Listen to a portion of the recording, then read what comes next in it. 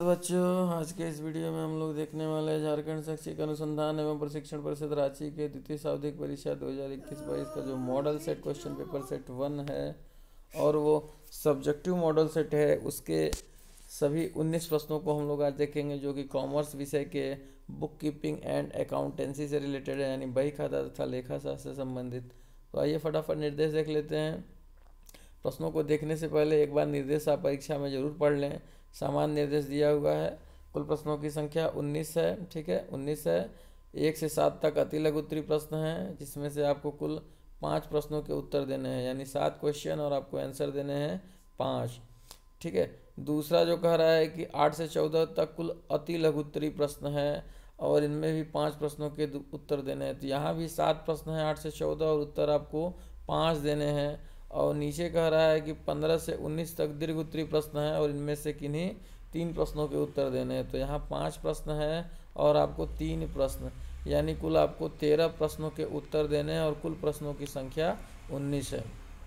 तो आइए फटाफट प्रश्नों को देखते हैं। यहाँ देखिए प्रश्न दिया हुआ है कि त्रुटियों से आप क्या समझते हैं, जो बिल लिखता है उसे क्या कहते हैं, प्रतिज्ञा पत्र से आप क्या समझते हैं, सुधार की प्रविष्टि क्या है, देय तिथि क्या है, अनुग्रह दिवस कितने दिन का होता है, उचंती खाता क्या है। तो ऐसे कुल 19 प्रश्न हैं जो बुक कीपिंग एंड अकाउंटेंसी से रिलेटेड कुल 19 प्रश्न हैं। तो इन सभी प्रश्नों के उत्तर को आइए हम लोग देखते हैं फटाफट। पहले प्रश्न का उत्तर हम लोग देखते हैं। पहला जो प्रश्न था, त्रुटियों से आप क्या समझते हैं। ठीक है, तो लेखा पुस्तकों में लेखा करते समय कुछ अशुद्धियां हो जाती हैं, जिसे त्रुटियां कहते हैं। ठीक है, लेखा पुस्तकों में लेखा करते समय कुछ अशुद्धियां हो जाती है, जिसे हम लोग त्रुटियां या अशुद्धियों के नाम से जानते हैं।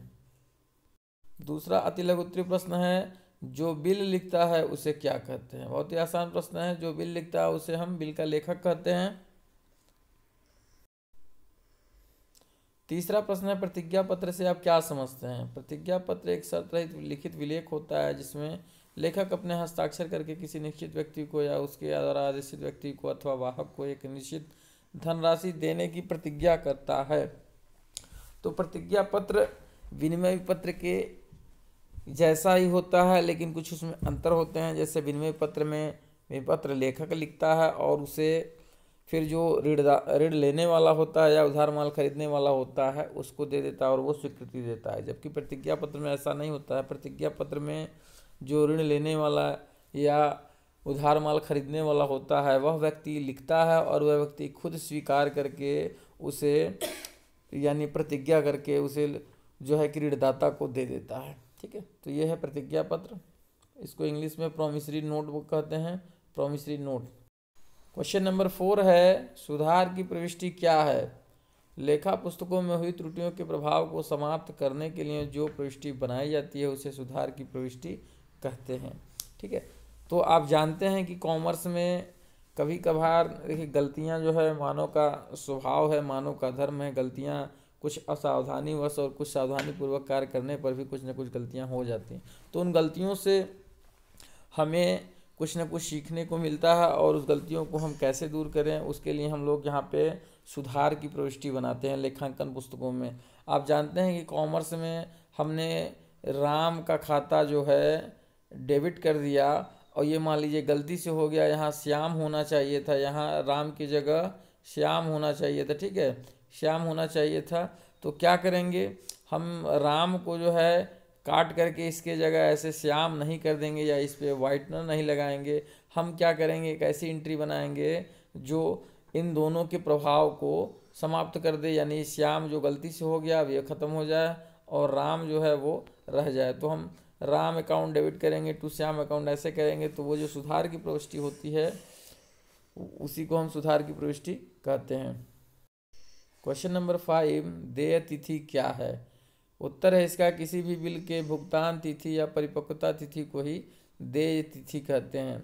देय तिथि को हम लोग मैच्योरिटी डेट भी कहते हैं। ठीक है, मैच्योरिटी डेट। मैच्योरिटी डेट क्या होता है। मैच्योरिटी डेट यानी भुगतान तिथि, यानी मान लीजिए कोई बिल हमारा 2 महीने का है, तो आज हम अगर मान लीजिए कि 11 मार्च को कोई बिल लिखते हैं तो 2 महीने का बिल है, तो 11 अप्रैल, 11 मई और उसमें 3 दिन और जोड़ दीजिए तो 11 3 14 जो है क्या आ जाएगा, 14 मई जो है हमारी वो भुगतान तिथि वो कहलाएगी बिल की। ठीक है, 14 मई जो होगी वो बिल की भुगतान तिथि होगी, तो इसे ही हम देय तिथि कहते हैं। क्वेश्चन नंबर 6 है, अनुग्रह दिवस कितने दिन का होता है? तो अनुग्रह दिवस जो होता है वो 3 दिन का होता है। किसी भी बिल की देय तिथि निकालने के लिए उसमें हम 3 दिन अनुग्रह दिवस के जोड़ देते हैं। तो ये 3 दिवसीय डे ऑफ ग्रेस या अनुग्रह दिवस या रियायती दिवस कहलाता है। नेक्स्ट क्वेश्चन, उचंती खाता क्या है? जब बहुत प्रयत्न के बाद तलपट का योग नहीं मिलता है तब तलपट के योग को मिलाने के लिए जो खाता खोला जाता है उसे उचंती खाता कहते हैं। ठीक है, जब हम तलपट बनाते हैं और तलपट के दोनों साइड का जो बैलेंस है वो इक्वल नहीं होता है तो हम क्या करते हैं, इसको इक्वल करने के लिए जिस साइड का बैलेंस कम होता है, अगर डेबिट साइड का बैलेंस कम है तो डेबिट साइड में, और अगर क्रेडिट साइड का बैलेंस कम है तो क्रेडिट साइड में हम एक उस धनराशि जो कम वाली अंतर वाली धनराशि उसको लिख देते हैं और उसके सामने हम उचंती खाता या सस्पेंस अकाउंट लिख देते हैं। तो यही इसी खाते को हम लोग उचंती खाते या सस्पेंस अकाउंट के नाम से जानते हैं, जो तलपट को मिलाने में सहयोग देता है और भविष्य में जब अशुद्धियों का पता चलता है तो ये उचंत खाता अपने आप स्वतः ही बंद हो जाता है। 8वां प्रश्न है, अशुद्धियों को कितने भागों में बांटा जा सकता है, नाम लिखें। तो अशुद्धियां जो हैं उनको मुख्यतः 2 भागों में ही बांटा जा सकता है। जो पहला है तलपट द्वारा प्रकट होने वाली अशुद्धियां और दूसरा है तलपट द्वारा प्रकट न होने वाली अशुद्धियां। ये जो तलपट द्वारा प्रकट न होने वाली अशुद्धियां हैं, इस पर मैंने एक वीडियो बनाया हुआ है जो आप लोग द्वारा बहुत ही देखा जा रहा है। तो अभी तक अगर आपने उस वीडियो को नहीं देखा है तो उस वीडियो को जरूर देख लीजिएगा। तो ठीक है, यहाँ पर 2 प्रकार की अशुद्धियाँ हैं, तलपट द्वारा प्रकट न होने वाली और तलपट द्वारा प्रकट होने वाली। यानी एक ऐसी अशुद्धि है जो तलपट बनाने पर यदि तलपट का बैलेंस मैच नहीं करता है तो आप समझ जाइए कि उसमें कहीं ना कोई त्रुटि है। और दूसरा जो टाइप है वो यह कह रहा है कि तलपट का बैलेंस हमारा इक्वल हो जाएगा, उसके बावजूद ये त्रुटियाँ जो है वो तलपट में विद्यमान होंगी। ठीक है, आगे देख लीजिए, सुधार की दृष्टि से भी 2 प्रकार की अशुद्धियाँ होती हैं। यानी सुधार की दृष्टि से पहला है एक पक्षीय अशुद्धियाँ और दूसरा है 2 पक्षीय अशुद्धियाँ। एक पक्षीय अशुद्धियाँ मतलब किसी खाते के एक पक्ष का प्रभाव पड़ना, द्विपक्षीय यानी 2 खातों पर प्रभाव पड़ना, डेबिट और क्रेडिट दोनों साइड। अनुग्रह दिवस से आप क्या समझते हैं? इसका उत्तर है बिल की परिपक्वता तिथि निकालने के लिए बिल की तिथि में 3 दिन अतिरिक्त जोड़े जाते हैं जिसे अनुग्रह दिवस या रियायती दिवस कहते हैं। जैसे यदि कोई बिल 60 दिन का है तो उसमें 3 दिन और जोड़े जाएगा और उस बिल की परिपक्वता तिथि 63 दिन बाद की होगी, तो जिसे हम अनुग्रह दिवस या रियायती दिवस कहते हैं। देशी विनिमय पत्र तथा विदेशी विनिमय पत्र में 3 अंतर लिखें। पहला अंतर जो है वो है देशी विनिमय पत्र देश की किसी भी भाषा में लिखा जा सकता है जबकि विदेशी विनिमय पत्र केवल अंग्रेजी भाषा में लिखा जाता है। ठीक है, ये लैंग्वेज के आधार पर पहला अंतर है। दूसरा है देशी विनिमय पत्र केवल 1 प्रति में तैयार किया जाता है जबकि विदेशी विनिमय पत्र प्रायः 3 प्रति में तैयार किया जाता है। यानी प्रतियों की संख्या देशी विनिमय पत्र की 1 होगी और विदेशी विनिमय पत्र की 3 होगी। लास्ट है देशी विनिमय पत्र में लेखक और स्वीकर्ता दोनों एक ही देश के होते हैं जबकि विदेशी में दोनों अलग अलग देश के होते हैं। तो ये 3 अंतर है देशी और विदेशी विनिमय पत्र में।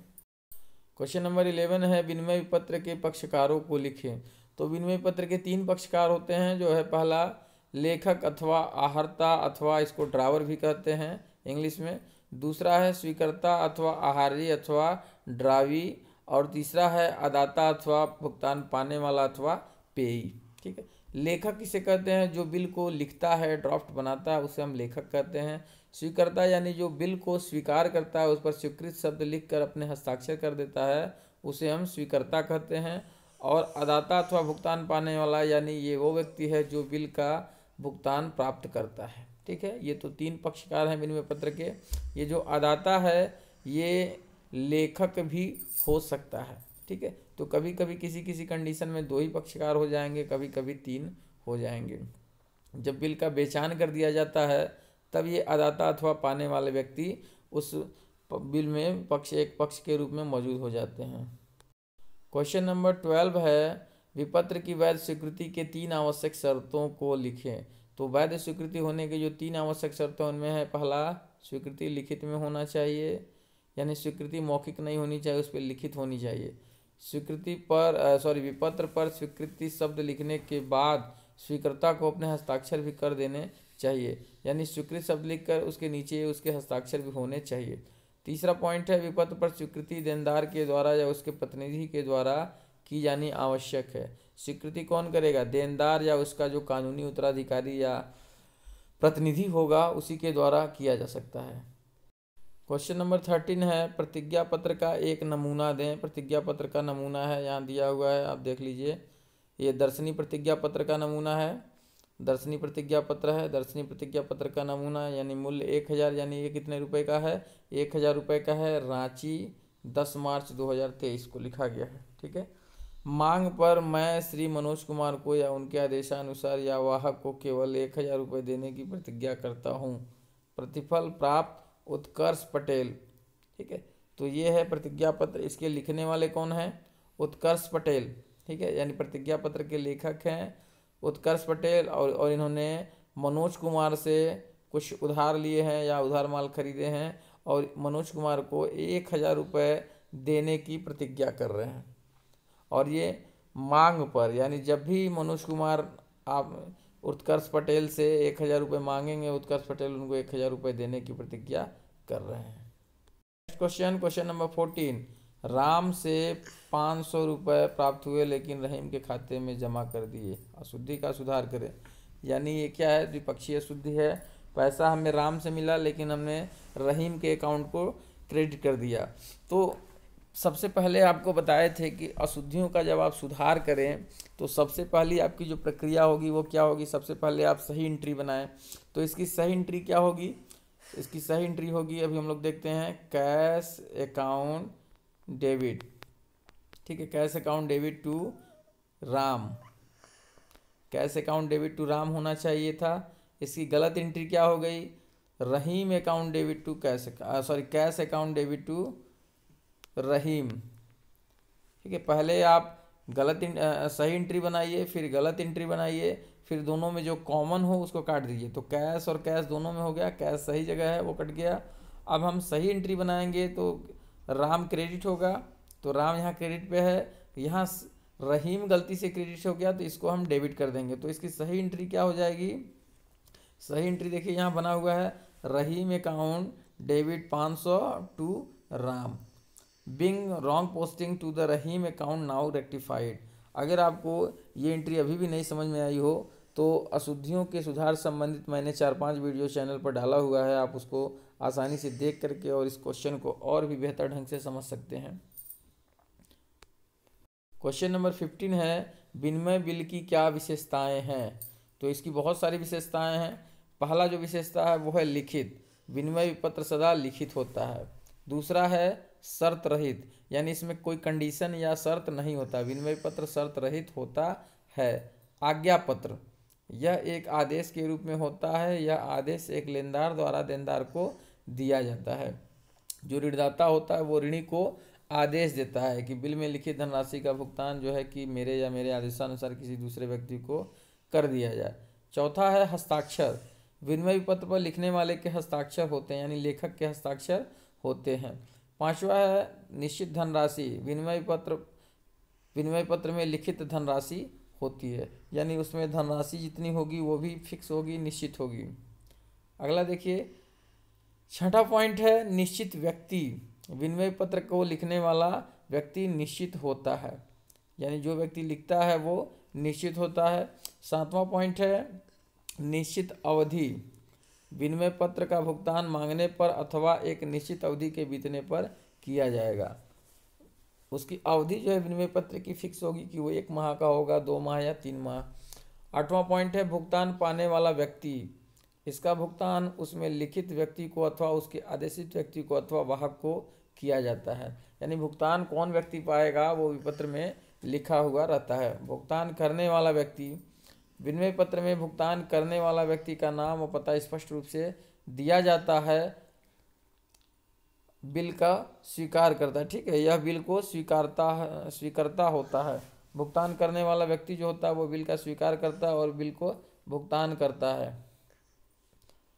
10वां पॉइंट लास्ट देख लीजिए, राजस्व टिकट, इस पर रसीदी टिकट आवश्यक होता है, यानी इस पर रसीदी टिकट चिपकाना पड़ता है। 16वां प्रश्न है, निम्न अशुद्धियों का सुधार करें।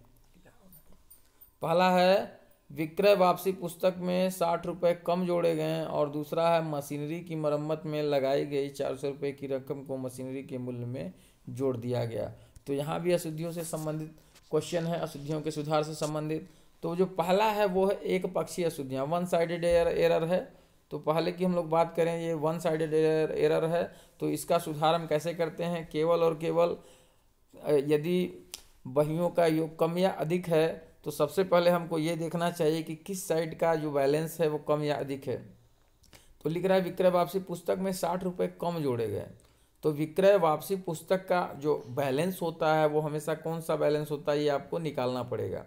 तो विक्रय वापसी जो होता है वो हमेशा कौन सा बैलेंस होता है, हमेशा डेबिट बैलेंस होता है। क्यों होता है, क्योंकि जब कभी भी हम माल का वापसी करते हैं तो क्या लिखते हैं, sales return account debit to जो माल लौटाने वाला होता है उसका नाम। तो सेल्स रिटर्न हमेशा डेबिट होता है, इसलिए यहाँ डेबिट बैलेंस ही इसका होता है। तो डेबिट बैलेंस होता है, और डेबिट बैलेंस में हमने 60 रुपये कम लिखा तो हम डेबिट साइड में ही लिखेंगे to undercasting of the sales return book 60 rupees, इतना लिख देंगे, हमारा काम हो जाएगा। ठीक है। तो सबसे पहले जो एक पक्षीय अशुद्धियाँ होती है उसमें आपको ये ध्यान देना है कि ये डेबिट साइड का बैलेंस है या क्रेडिट साइड का।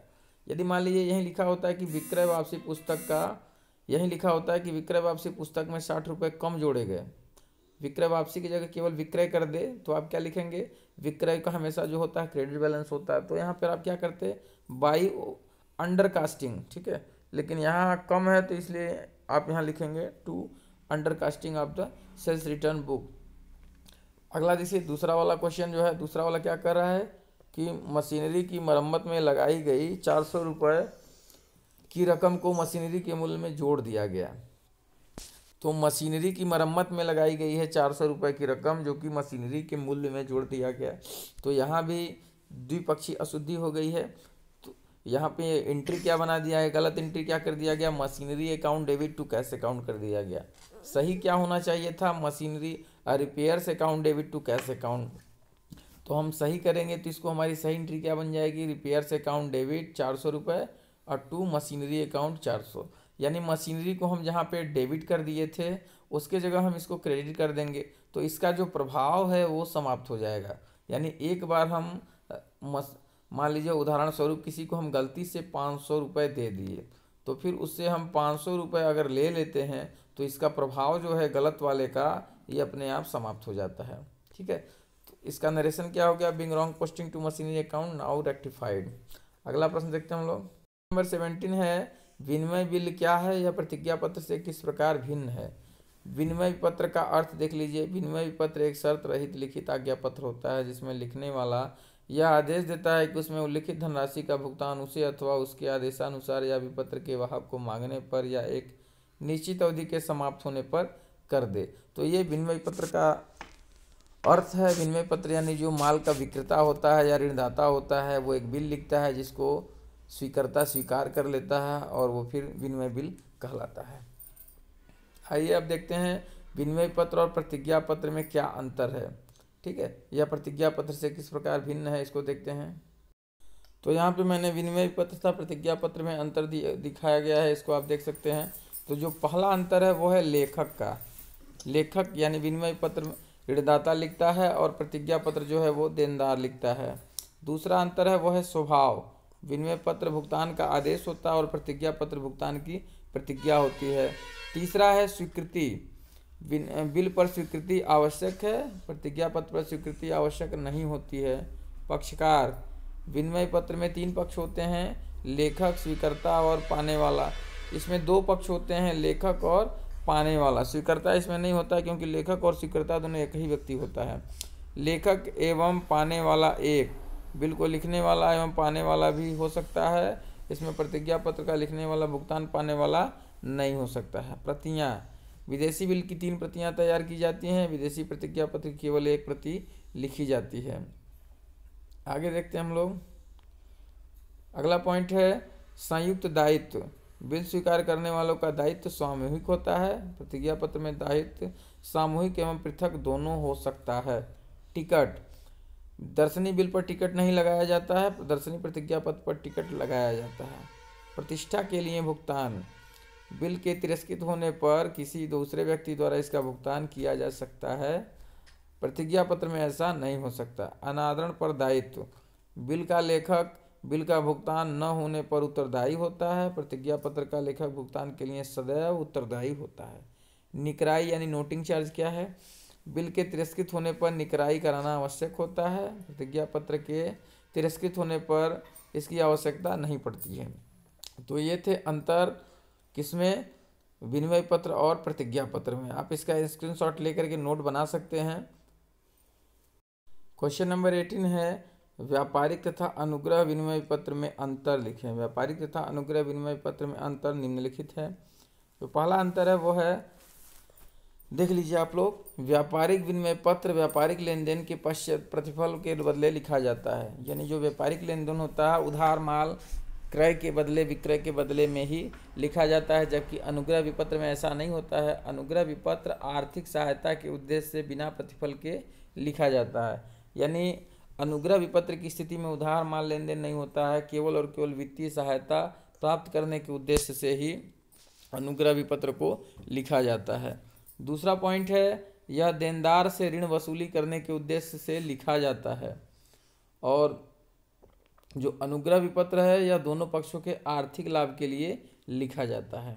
तीसरा पॉइंट है, विनिमय विपत्र में विपत्र की धनराशि एक ही व्यक्ति को देनी होती है, और अनुग्रह विपत्र में इसमें विपत्र की धनराशि दो व्यक्तियों को देनी होती है। यानी जो दो व्यक्ति विपत्र को भुगतान भुना करके बैंक से जितने जितने राशि की वो बंटवारा किए रहते हैं प्लस उतनी राशि, और उसके बाद ब्याज को जोड़ करके अपने अपने हिस्से की धनराशि दोनों लोग को देनी होती है। चौथा है, इसका उद्देश्य व्यापारी गतिविधि को बढ़ाना होता है, और इसका उद्देश्य एक दूसरे को वित्तीय सहायता प्रदान करना होता है। ठीक है, तो ये अंतर था व्यापारिक विनिमय पत्र और अनुग्रह विनिमय पत्र में। अनुग्रह विनिमय पत्र, व्यापारिक विनिमय पत्र तो आप जानते होंगे। अनुग्रह विपत्र को एक बार आप समझ लीजिए। यदि मान लीजिए दो व्यापारी हैं, दोनों को आर्थिक सहायता की ज़रूरत है एक दूसरे की, तो दोनों मिल करके एक दूसरे के ऊपर एक विपत्र लिखेंगे, जिसको बैंक से भुना करके उसकी धनराशि को दो हिस्सों में बांट लेंगे अपने अपने समझौते के अनुसार, और बिल की परिपक्वता तिथि पर दोनों अपने हिस्से की धनराशि को जमा करेंगे और उस बिल का भुगतान कर दिया जाएगा। तो इससे कुछ समय के लिए उनको कुछ धनराशि मिल जाती है, जिससे उनको कुछ न कुछ लाभ हो जाता है, आर्थिक सहायता मिल जाती है। आइए 19वां प्रश्न देखते हैं, जो कि अंतिम है। निम्न दशाओं में बिलों की देय तिथियां निकालें। तो यहाँ 3 कंडीशन दिया हुआ है, उन 3 कंडीशनों के आधार पर बिलों की देय तिथियां निकालनी है। हम लोग वीडियो के लास्ट क्वेश्चन पर पहुंच गए हैं। लास्ट क्वेश्चन का उत्तर देखने से पहले अभी तक आपने वीडियो को सब्सक्राइब नहीं किया है, चैनल को सब्सक्राइब नहीं किया है, वीडियो को लाइक शेयर नहीं किया है, तो ज़रूर कर लें। आइए हम लोग फटाफट लास्ट क्वेश्चन को देखते हैं। पहला जो है वो है, बिल की तिथि 1 जनवरी 2017, अवधि 3 महीने की है। दूसरा कह रहा है बिल की तिथि 30 अप्रैल 2017, अवधि 2 माह की है। और तीसरा कह रहा है बिल की तिथि 15 जनवरी 2016 और अवधि 60 दिन। तो इन तीनों के हम लोग देय तिथियों को बारी बारी से देखते हैं। ठीक है, जो पहला है वो है बिल की तिथि 1 जनवरी 2017 और वो है 3 माह। तो इसका देय तिथि कैसे निकलेगा, यहाँ देख लीजिए। 1 जनवरी 2017 प्लस 3 महीना, 3 महीना में कितने दिन होंगे? 90 दिन। ठीक है, तो 3 महीना यानी 90 दिन।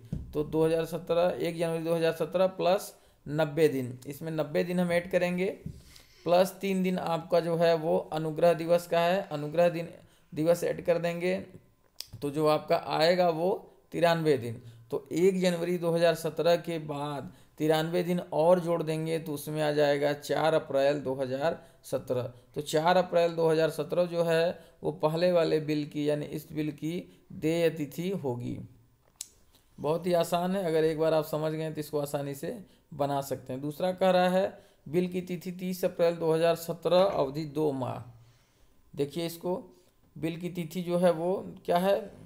30 अप्रैल 2017 है, और वो 2 माह के लिए बनाया गया है। इसको आप देखिए, 30 अप्रैल 2017 प्लस 2 महीने, तो 2 महीने यानी हमको इसमें 60 दिन प्लस 3 दिन, यानी 63 दिन हमको ऐड कर देना है।